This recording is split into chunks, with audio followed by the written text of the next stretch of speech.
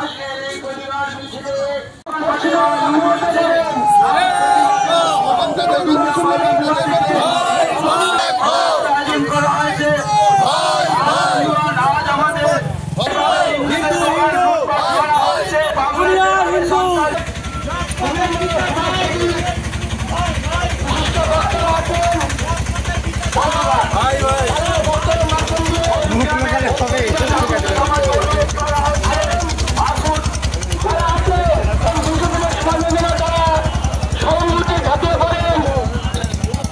মুখ্যমন্ত্রী জবাব দাও, মালদা মুর্শিদাবাদ চলছে কেন? মুখ্যমন্ত্রী জবাব দাও, মালদা মুর্শিদাবাদ চলছে কেন? মুখ্যমন্ত্রী জবাব দাও।